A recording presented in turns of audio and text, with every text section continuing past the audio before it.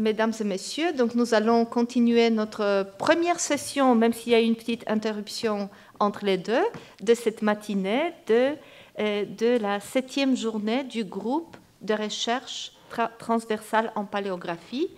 Et c'est un grand plaisir pour moi d'inviter notre conférencier suivant, Giacomo Cardinali, qui vient de la Bibliothèque apostolique Vaticane, de la BAV.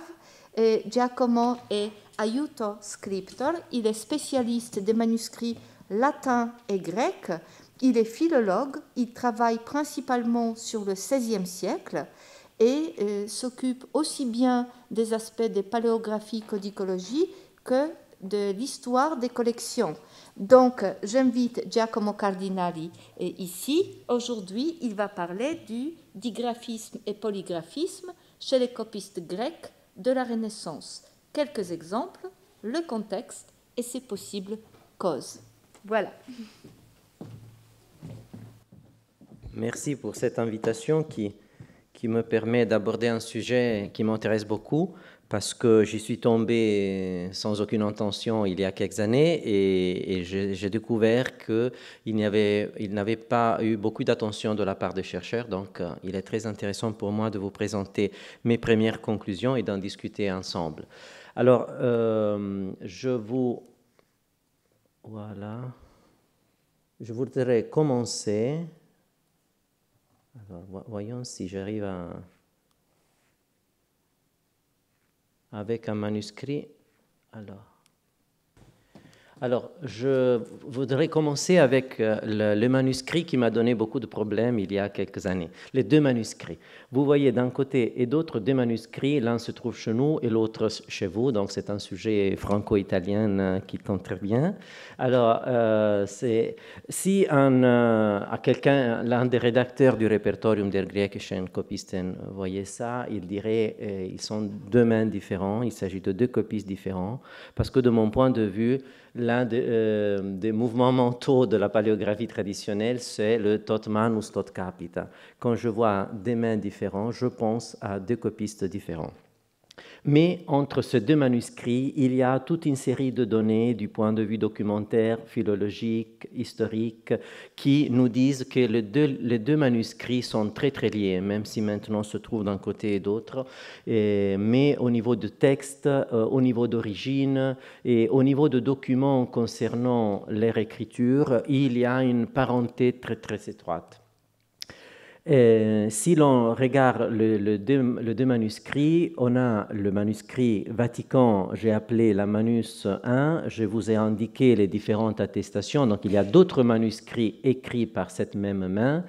Il est possible d'identifier le copiste parce qu'il signe le manuscrit à la fin. Il s'agit de Pierre Vergès. C'est un copiste très peu connu, mais son père était beaucoup plus célèbre parce que c'était Ange Vergès. Et donc, lui aussi, il naît en France probablement et il passe en Italie autour des années 40 du XVIe siècle. La datation chronologique des manuscrits, je vous l'ai indiqué, et j'ai mis une datation topique, Fontainebleau pour les premières épreuves, après c'est Rome, Florence, Bruxelles. Le milieu concerné, ce sont la Bibliothèque royale, la famille de même, et les cours de cardinaux Salviati et Cervini à Rome. Voilà la page où il y a la souscription de Pietro, Petros Bergikios. Il y a une faute d'année, mais c'est lui qui... Et ça, évidemment, la présence d'une souscription nous permet d'identifier et de donner un nom à la main 1 que je viens de vous indiquer. Cette main a des caractéristiques paléographiques particulières, certaines lettres, la connexion entre les lettres, la façon de réaliser différents groupes de lettres et ces caractéristiques paléographiques qui viennent, puisqu'on parlait avant d'éducation du copiste, qui vient évidemment aussi de la formation chez son père. Vous voyez, je vous ai indiqué, il a reproduit une page d'un manuscrit d'Ange Vergès qui se trouve chez nous, on en a peu, mais on en a. Et il est très facile de voir combien l'influence du père sur les fils a été très très forte. Si l'on avait le temps de s'adonner seulement à ça, on pourrait passer des heures ensemble et noter la façon avec laquelle Pierre a hérité de son père, la façon d'écrire, son style, cette nature, ce grec en paix à la française, si vous me permettez. Et dans cette main, si l'on regarde le manuscrit ottoboniano greco que je vous ai proposé, réalisé par Pierre, il y a des tendances qui sont très très marquées. Il y a une tendance à varier et je vous ai indiqué, il y a une sorte d'instabilité générale, un affaiblissement du ductus, du rythme, de la clarté des traits, une chute progressive vers des formes plus cursives et moins surveillées. C'est quelque chose qu'on a de la peine à étudier en utilisant le vieux répertoire, mais c'est un type d'étude pour lequel la numérisation nous aide énormément. Je trouve qu'on est en train de passer d'une paléographie de la planche à une paléographie de la numérisation. Et ça a des conséquences positives très très importantes parce que ce qu'on peut relever d'une planche ou de 2-3 planches, c'est une idée un peu trop rigide des habitudes d'écriture. Il vaut mieux de feuilleter des manuscrits entiers parce qu'on a la possibilité de voir les chutes d'attention. Si c'était un peintre, on dirait les journées, parce que la chose change de feuille en feuille ou de fascicule en fascicule. Il y a tout le poids des aspects tels que la fatigue, le manque de concentration, les distractions, les interruptions. Ce sont des éléments très, très, très importants. Et alors, j'ai distingué une main à la Vergès, c'est-à-dire la main à la façon de son père. Quand elle travaille bien, il y a une version un peu moins surveillée et il y a une version en fuite. C'est évidemment la même main, mais feuilletant des manuscrits et des manuscrits entiers, on voit que la tenue est beaucoup moins homogène par rapport à ce qu'une planche ou deux nous indiquerait. Deuxième manuscrit, le manuscrit Coisnin, il y a d'autres attestations de ce même scribe. Il n'y a pas de souscription ou de signature pour ce groupe de manuscrits-là. Il y a une datation chronologique et topique et 2 milliers concernés qui se superposent assez. Donc, c'est Rome, c'est la cour des Salviati et des Cervini, et c'est une période chronologique qui est plus ou moins la même. Même dans cette main-là, on peut relever les mêmes tendances qu'on voyait pour la main 1 ou la main de Pierre Vergès. Et dans ce cas-là, vous avez une main que j'avais appelée tout au début la main tarabiscotée dans sa version soignée et dans sa version moins surveillée. Même type de démarche. Alors, la chose intéressante, c'est qu'à un certain moment de mes recherches, j'avais d'un côté le manuscrit vaticain et de l'autre le manuscrit français, mais à un certain moment, un troisième manuscrit s'est révélé, qui se trouve chez nous, et qui est l'élément qui permet de lier les deux manuscrits et de le reconduire à la même main, parce que c'est un manuscrit réalisant lequel le copiste passe d'une main à autre très très très souvent. Et donc je l'ai appelé à la manière un peu thomiste la nécessité du tertium, parce que il est important pour reconduire différents manuscrits à une même main. Dans les cas de polygraphisme, trouver un texte où il y a 2 passages entre l'une et l'autre. Et le manuscrit en question, c'est l'Ottoboniano Greco 149. Il a cette grande qualité et il s'agit d'un manuscrit réalisé à la hâte. Donc, le copiste doit travailler dans des circonstances très, très serrées parce que le cardinal qui va emprunter le modèle, l'antigraphe, doit partir pour les vacances, et donc qui sont toujours très importants à Rome. Et donc, il donne le manuscrit pour 1 ou 2 semaines au maximum. Et en disant, hâtez-vous parce que les vacances m'appellent et je ne vous laisserai pas le manuscrit tout l'été. Donc il doit travailler dans une situation très très difficile, très serrée, et ça a une influence. On a parlé ce matin aussi de l'élément psychologique, on a un peu abordé ce sujet-là, et qui est très très important parce qu'il exerce une sorte de pression. Et alors, dans ce manuscrit-là, vous voyez d'un côté et d'autre la main à la vergesse en fuite, la main tarabiscotée de l'autre côté, et il y a des pages dans lesquelles le passage entre l'une et l'autre devient très très évident et permet de lier les deux familles de manuscrits qu'on avait rassemblés au début. Donc, c'est ça ce que je vous disais, et donc ça a une conséquence très très importante parce que maintenant il est possible, et il n'est plus possible d'insister sur le fait de tot manus tot capita. La présence de ce tertium permet de réunir et reconduire à une main des familles différentes de manuscrits. Et ça, de mon point de vue, va bouleverser d'une façon très très importante les instruments tels que le Repertorium der griechischen Kopisten ou les répertoires que chacun de nous utilise plus fréquemment, parce qu'ils ont été rédigés selon cet axiome qui, de mon point de vue, n'est plus tellement valable.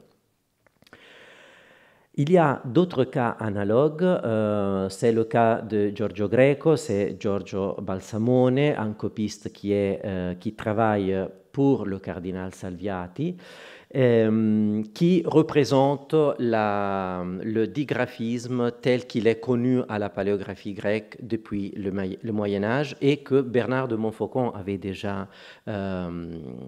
s'était déjà exprimé à propos de ça, parce que Montfaucon disait il y a des copistes qui ont une main calligraphique ou artisanale et une main tachygraphique ou érudite.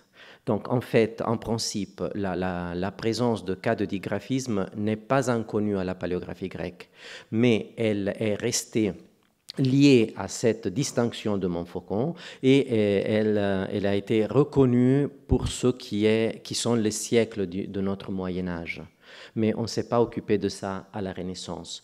Alors, le cas à la Montfaucon, disons comme ça, c'est représenté par des copistes qui ont deux mains, une calligraphique et une tachygraphique, qui peuvent être utilisées pour deux types d'écriture différentes, pour des brouillons de lettres, de papiers personnels d'un côté, et pour la copie, la transcription littéraire ou liturgique d'autre côté. Il peut arriver aussi d'avoir les deux mains qui sont liées l'une à l'autre, surtout dans le cas de la présentation d'un texte ancien et un commentaire un peu plus récent. Alors on peut utiliser à la façon classique, à la façon byzantine, la main calligraphique pour le texte littéraire et la main tachygraphique pour le commentaire. Et Georges Balsamon représente exactement ce type d'usage des différentes mains. Mais ce n'est pas la même chose que Pierre Vergès. Parce que là, dans ce cas, vous avez un digraphisme classique, comme dans ce cas-là, le Vaticano Greco 972, vous avez le texte de Lycophron avec la main calligraphique et un format majeur, et vous avez le commentaire avec la main tachygraphique et un format mineur. Mais dans le cas de Pierre Vergès, la chose est beaucoup plus différente parce qu'on a deux mains pour calligraphier. Et non seulement une. Donc, c'est plus l'approche de Montfaucon, une main pour calligraphein et l'autre pour tachygraphein, mais deux mains pour calligraphein. Et ça complique énormément les choses. Mais la pièce la plus intéressante, vous la voyez maintenant, et c'est un peu le manifeste, je l'ai appelé, du polygraphisme à la Renaissance, parce que ça, c'est un CV. C'est une candidature. Giovanni Santamaura rêve de travailler au Vatican à la bibliothèque, et donc il écrit une lettre au cardinal Sirleto, dans laquelle il y a les salutations au début, il y a, j'ai coupé en bas tous les récits larmoyants d'un copie grec qui est rescapé des Turcs et toutes les aventures de la conquête musulmane, mais le corpus de la lettre est occupé par la transcription de 3 fois, hein, vous voyez, du Cherubicon Hymnos de la liturgie byzantine. Donc il copie 3 fois le même texte avec des écritures différentes. Il veut faire montre au cardinal qu'il est capable d'écrire le même texte d'une façon très très vite cursive, d'une façon un peu plus liturgique, imposante, d'une façon qui rappelle des modèles d'imitation. Donc, dans ces cas, c'est la pièce qui dévoile le véritable état des choses. C'est le seul cas que je connais pour le copiste grec qui déclare d'une façon théorique et concrète, documentaire, sa capacité de changer de main selon la demande de gens qui lui demandent de ça. Donc, 3 conséquences de ce que je viens de dire. L'axiome tot manus tot capita n'est plus si fort et si implacable qu'il a été jusqu'à présent. L'importance de lieux négligés par la paléographie. On a tendance aux grands manuscrits monumentaires, mais souvent, très très souvent, la démonstration du change de main et de la capacité de changer de style se trouve dans des copies d'usage très peu soignées, écrites à la hâte, dans les probationes scalami, dans les notes personnelles, dans les ébauches de lettres ou des CV comme dans le cas de Santamaura. Et 3e conséquence, encore tout à étudier, l'importance des modèles sur l'élaboration surtout de la 2e ou 3e main. Parce que parmi les différentes mains d'un copiste, on l'a vu avec Pierre Vergès, on a normalement une sorte de main originaire. C'est la main qu'il a appris de son père. Donc, il y a une façon d'écrire qui vient des années de l'enfance et de la jeunesse. La construction volontaire dans les années suivantes des différentes mains, évidemment, dépend des modèles que le copiste choisit. Et donc, l'importance de modèles à la disposition et aussi, je dirais, des modes. Parce que la paléographie, c'est un fait de mode comme les vêtements, hein, dans certains cas. Alors ici, je vous ai indiqué les 3 mousquetaires de la Saint-Romaine, c'est-à-dire les 3 copistes les plus célèbres, les plus renommés, les plus payés de l'époque, avec leur style, Giovanni Honorio, Christophe Auer et Emanuele Provataris. Et il est intéressant de voir combien la 2e main de Pierre Vergès est rédévable à ce genre d'exemple. Parce que, en fait, c'était comme si quelqu'un voulait faire des vêtements. Alors, il y a Dior, il y a Chanel, il y a des points de repère. Il y en a dans la mode et il y en a aussi dans la paléographie. Donc, c'est encore tout à étudier pour ce que je connais, pour ce qui concerne la paléographie grecque de la Renaissance, l'influence des grands personnages, des grands couturiers de la paléographie de l'époque sur les jeunes gens. Un nouveau cas que je vous présente, le 3e, c'est Ranuccio Santoro d'Altamura, c'est un Italien qui vient de la Puglia.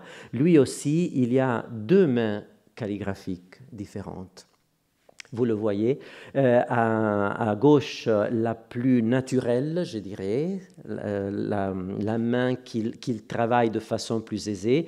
D'autre côté, la main un peu plus tarabiscotée, un peu plus recherchée, voulue, créée avec un certain effort.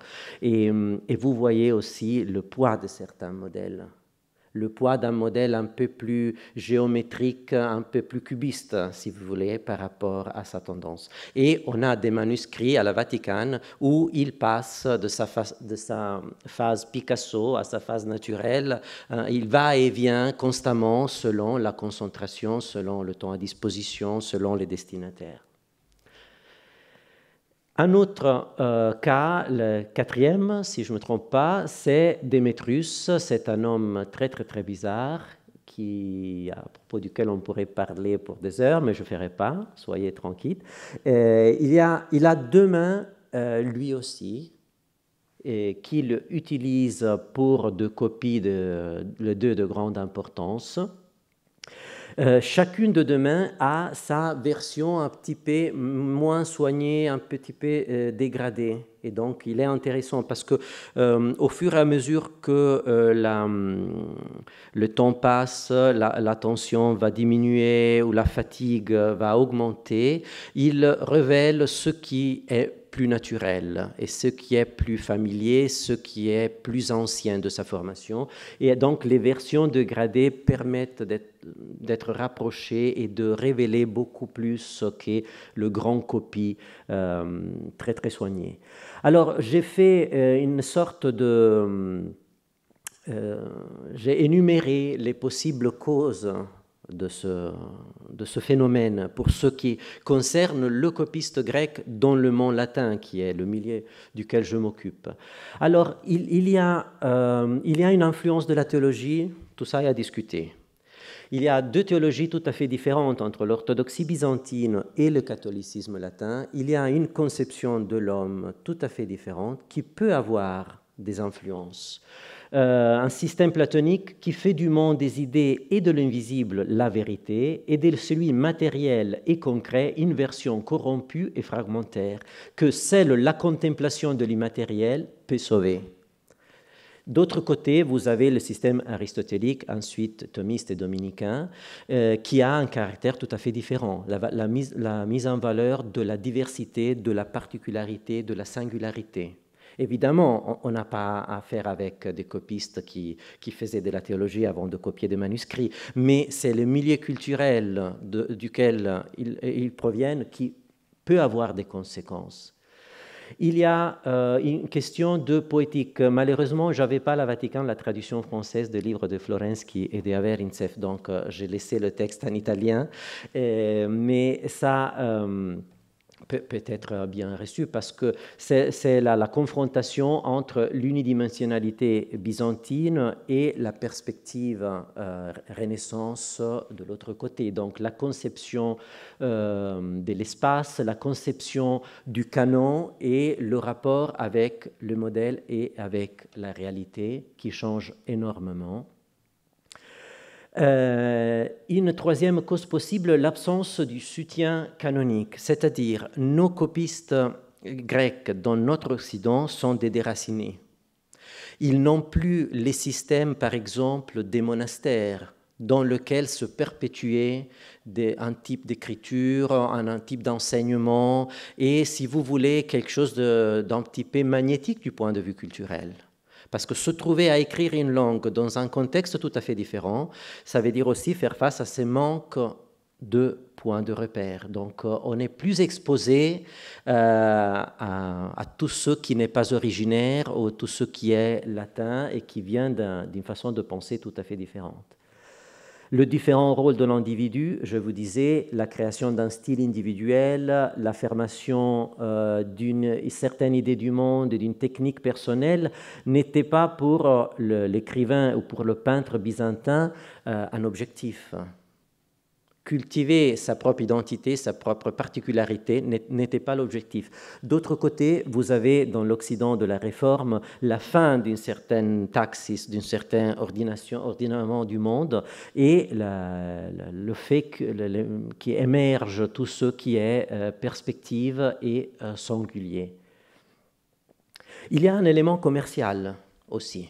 Un homme de lettres, on a souvent une certaine difficulté à admettre les questions économiques et le poids des éléments commerciaux, mais tout ça existe. Le poids des gens qui demandent de produits réalisés d'une certaine façon. Donc le copiste a la nécessité de développer différents styles à la demande des gens qui se servent de lui et qui peuvent demander, je ne sais pas, un manuscrit liturgique à l'ancienne.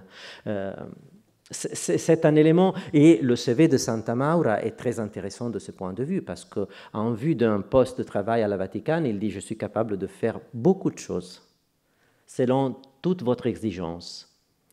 Il y a aussi le cas de Pierre Ipselas, qui est un autre copiste dont on garde dans un manuscrit grec une lettre dans laquelle il explique à son correspondance comment apprendre à écrire comme un grec.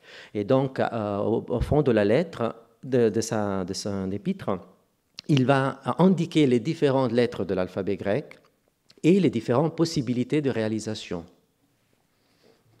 L'autre cas, c'est celui des Scriptores Vaticani, et c'est très intéressant parce qu'il s'agit de pièces documentaires officielles. Pour devenir scriptor de la bibliothèque, il fallait avoir différents styles, et il fallait être capable de réaliser différents types d'écriture. Ça était important surtout parce que les scriptores étaient au début des restaurateurs. Donc, il était important pour la bibliothèque d'avoir un scriptor capable d'imiter, je ne sais pas, une minuscule du IXe siècle, parce que s'il fallait restaurer un manuscrit du IXe, il fallait intervenir sans laisser des traces. La conception de la restauration, évidemment, c'était le contraire qu'aujourd'hui. Donc, le travail était bon, était bien fait, s'il était invisible. Et donc, la possibilité de varier de main était demandée même d'un point de vue professionnel. Sixième possible cause, c'est la diffusion de l'imprimerie. Je vous ai photographié une page qui vient d'un petit livre des Estienne, d'Alphabetum Graecum de Robert Estienne, où le célèbre imprimaire profite pour présenter les caracteres regis de son invention. Et vous voyez qu'il présente différentes solutions. Ce sont des textes qui ont un but commercial, c'est-à-dire c'est de la publicité qu'Estienne fait pour ses éditions, mais ce sont des textes aussi qui arrivent dans les écoles, sur les bancs des élèves. Et on forme, on éduque sa propre main en imitant ces genres d'exemples. Donc, c'est l'imprimerie aussi qui diffuse différents modèles et différentes habitudes graphiques. Septième et dernière possible cause, même ici, je m'excuse, il y a deux citations en italien d'un texte très très célèbre de Mario Prats, un historien de la littérature anglaise et un grand intellectuel italien, qui dit, tout ça est très très clair pour les Italiens, dans chacun de nous, il y a un Gabriel D'Annunzio qui est caché dedans, et tous les Italiens ont passé leur phase à la D'Annunzio. Certains ne sont pas sortis, même adultes, mais en tout cas, il souligne l'importance de la psychologie et de sa propre formation personnelle au moment d'écrire. Et j'y réfléchissais ce matin lors de notre première intervention, quand on a vu les différents cas réalisés. Il y a un élément psychologique qui, heureusement, la statistique nous aide un petit peu à contrôler, parce qu'il y a des choses qui varient et qui changent selon ce genre de causes. Le copiste n'est pas une machine, et le copiste a une histoire, le copiste a ses journées, le copiste a sa formation culturelle, a ses auteurs de grands succès, et donc le fait graphique reflète de quelque façon ce qu'il est. Donc je pense qu'il y a un côté psychologique. C'est toujours très très difficile et très dangereux à manier et à évoquer, parce que c'est le plus loin de toute forme de contrôle. Mais en tout cas, on ne peut pas se passer de ça, de mon point de vue. En tout cas, je termine avec cette citation d'Alphonse Daine qui permet aux paléographes grecs de s'excuser. Dès qu'il s'agit des Grecs de la Renaissance, on se sent sur un terrain incertain et dangereux, parce qu'il le disait avant la découverte du polygraphisme, donc la phrase est d'autant plus valable maintenant. Mais je pense que, et je suis très très content de cette journée d'études ce matin, que le sujet que nous sommes en train d'aborder a la capacité de bouleverser les classements pour ce qui est de la paléographie grecque surtout, mais je pense même pour les autres, les classements desquels on se sert même aujourd'hui, desquels on s'est servi même pour présenter cette relation. Donc, cette invitation comme ça, un peu au doute et à la suspension de jugement me semblait la façon la meilleure pour conclure mon intervention. Je vous remercie beaucoup pour votre patience et je m'excuse encore une fois pour mon français inexistant. Merci.